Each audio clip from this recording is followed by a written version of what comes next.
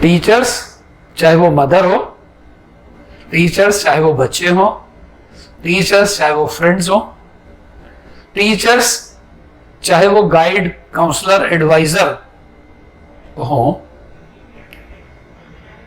वो हमें प्रेरित करते हैं, उत्साहित करते हैं और हमें एहसास कराते हैं कि we can, we must, we will.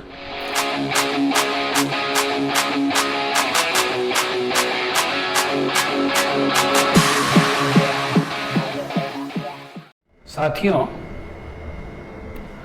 लोग अक्सर मुझसे पूछते हैं कि अध्यापक, शिक्षक या गुरु कौन? अक्सर इसी प्रश्न को पूछ लेते हैं कि अच्छा अध्यापक कौन? कुछ लोग पूछ लेते हैं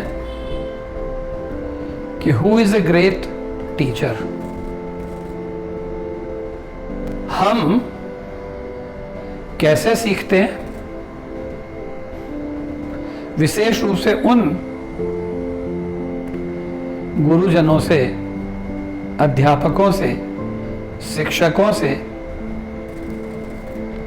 जिनका हमें सानिध्य मिल नहीं पाता, जिनका हमें साक्षात्कार नहीं हो पाता।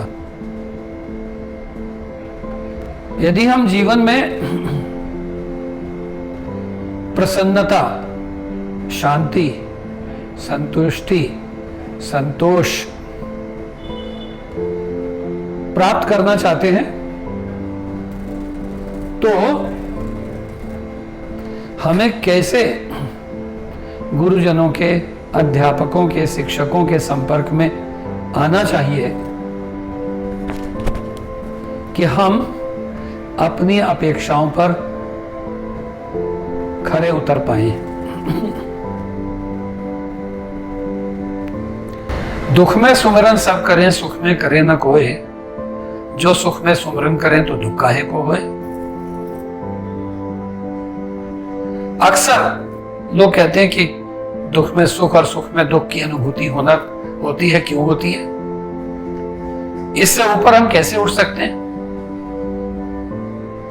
तो साथियों, जैसे हम दिन और रात के बिना जी नहीं सकते, ठीक ऐसे ही अगर दुख है तो सुख आएंगे ही, सुख है तो दुख आएंगे ही। जब गर्मी यानी कि जोश ज्यादा होता है तो दिन बड़े होते हैं यानी कर्मशील ज्यादा होते हैं हम, और रातें छोटी होती हैं, दुख कम समय के लिए आता है। ठीक ऐसे ही जब दुख, परेशानियां, आलस, लापरवाही ज्यादा होती है तो रातें बड़ी होती हैं यानी दुख अधिक होते हैं, जैसे विंटर्स में। और शांति, संतोष, संतुष्टि, खुशी कम मिलती है क्योंकि दिन छोटे होते हैं।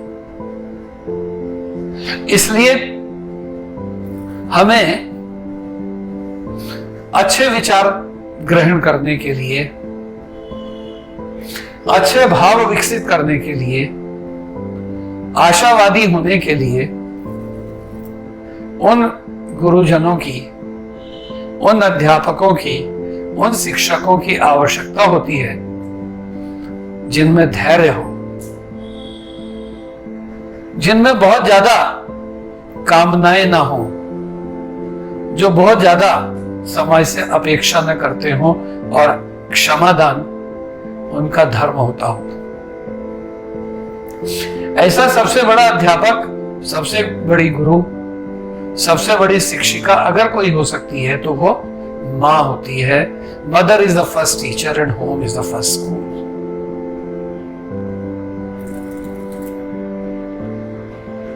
इसलिए हम ये कह सकते हैं कि आमतौर से देखा गया है कि बच्चे जो गुण मां से प्राप्त करते हैं, यदि उन्हें अपनी दादी का सानिध्य प्राप्त हुआ होता है, अपनी नानी का सानिध्य प्राप्त हुआ होता है तो बच्चों में अपेक्षाकृत अधिक धैर्य, अपेक्षाकृत अधिक समझ होती है। हाँ, माँ का महत्व तो है ही, तो माँ तो दादी माँ भी माँ है, नानी माँ भी माँ है, और वो जन्मदात्री या जिसने गोद लिया है वो भी माँ है। वो प्रत्यक्ष या साक्षात ब्रह्म परमेश्वर गुरु होते हैं जो हमें हमारे जीवन के नित्य कर्मों में हमें सिखाते हैं कि हमारा कर्तव्य क्या है। अर्थात कबीरा हरि के रूठते गुरु के सरने जाए, कह कबीर गुरु रूठते हरि नहीं होत सहाय। गुरु गोविंदो खड़े काके लागू पाए, बलिहारी गुरु आपने जिन गोविंद दियो बताए। यदि हमें सत्संग में जाने की हमारी प्रवृत्ति में आकांक्षा देखते हैं, इच्छा देखते हैं, तो सत्संग के माध्यम से अर्थात अच्छे वचनों को सुनकर, अच्छे विचारों को सुनकर, अच्छे भावों को सुनकर हम प्रेरणा प्राप्त करते हैं कि हमारे व्यक्तित्व का निखार कैसे हो, हमारे चरित्र का निर्माण कैसे हो। और यदि हमें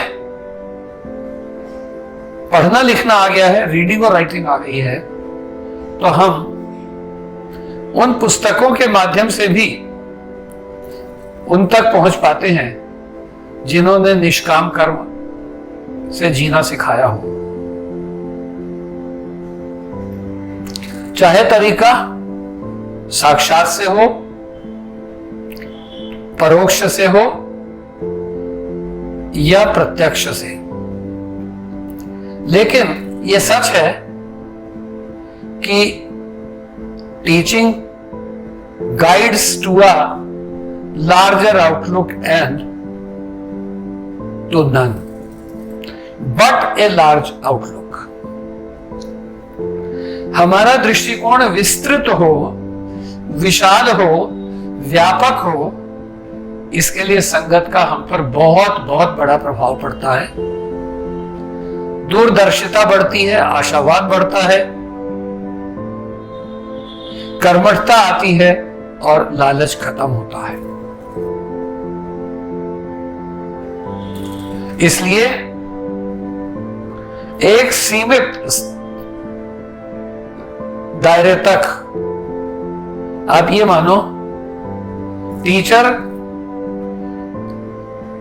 प्रत्यक्ष हो या परोक्ष, लेकिन उसका हम पर, हमारे नैतिकता पर, हमारी आध्यात्मिकता पर, हमारी जागरूकता पर अवश्य प्रभाव पड़ता है। वो टीचर एक विद्यार्थी, एक छोटा बच्चा भी हो सकता है। कहते हैं ना, child is a father of a person. अनेक बातें हम बच्चों से उनकी आवश्यकताओं के कारण से सीखते हैं। एक विद्यार्थी भी अच्छा शिक्षक हो सकता है जब वो हमारी जितनी पहुंच है उससे ऊपर के, उससे पहले के, उसके बाद के प्रश्न हमसे पूछ लेता है और हम उनका ऐसा उत्तर देने के लिए जागृत हो जाते हैं, सजग हो जाते हैं, जिससे किसी का फायदा तो हो, नुकसान ना हो। तो इस दृष्टि से वो विद्यार्थी जो हमें धैर्यशील बनाते हैं, जो हमें तर्क संगत बनाते हैं, जो हमें वाक्पटु बनाते हैं, वो विद्यार्थी भी तो अच्छे शिक्षक होते हैं। अर्थात सीखने का कोई एक मार्ग थोड़ी होता है। सीखने के लिए हम जानवरों से भी सीखते हैं, पेड़ पौधों से भी सीखते हैं, पशु पक्षियों से भी सीखते हैं, बच्चों से भी सीखते हैं, विद्यार्थियों से भी सीखते हैं, माता पिता से भी सीखते हैं, और संपर्क में आए समकालीन काम करने वालों से भी सीखते हैं। तो इसलिए लक्ष्य जितना ऊपर होता है, प्राप्त करने के लिए उतना ही अधिक परिश्रम और प्रयास करना पड़ता है। हर आत्मा को, हर चेतना को, हर जागृत अवस्था में आवश्यकता होती है उपलब्धि की, अटेनमेंट की, अचीवमेंट की, गोल्स की, डेस्टिनेशन की, मोक्ष की, जिसके लिए मानसिक और शारीरिक परिश्रम करना पड़ता है। और वो भी परिश्रम खुशी के साथ, प्रसन्नता के साथ, जिज्ञासा के साथ, उत्कंठा के साथ, संतुष्टि के साथ। हम हर उस मार्ग पर सशक्तिकरण के साथ बढ़ सकते हैं, हिम्मत और साहस के साथ बढ़ सकते हैं जो पहले हमने नहीं देखे होते, और उन सीमाओं से आगे बढ़ सकते हैं जहां तक हमने पहुंचने की कभी कल्पना भी नहीं की। यदि हम में चलते रहने की प्रवृत्ति है, बढ़ते रहने की प्रवृत्ति है, मुश्किलें कितनी भी क्यों ना हो, दुख, दिक्कतें कितनी भी, परेशानियां कितने भी क्यों ना हो, लेकिन जो भी हाइट असेसिबल है उस तक हम धैर्य से पहुंच सकते हैं, उस तक हम लेबर से पहुंच सकते हैं, उस तक हम डिटर्मिनेशन से पहुंच सकते हैं। टीचर्स, चाहे वो मदर हो, टीचर्स चाहे वो बच्चे हो, टीचर्स चाहे वो फ्रेंड्स हो, टीचर्स चाहे वो गाइड, काउंसलर, एडवाइजर हो, वो हमें प्रेरित करते हैं, उत्साहित करते हैं और हमें एहसास कराते हैं कि we can, we must, we will. इसलिए हम ये कह सकते हैं कि अगर दूसरों से और अपने से अधिक अगर हमें प्राप्त करना है तो फिर से कहूंगा, सुख में सुमिरन सब करें, दुख में सुमिरन सब करें, सुख में करे न कोई, जो सुख में सुमिरन करें तो दुख काहे को होए। भगवान पर विश्वास रखिए, साहब सो सब होते हैं, बंदे ते कछ नाही, राही से पर्वत करे, पर्वत राही माए। इसलिए बच्चों, साथियों, दोस्तों, there is much of the sweet and in sad and sad in sweet, yet the mere endeavor, even apart from result, brings its rewards. That's all for today. Thank you everyone.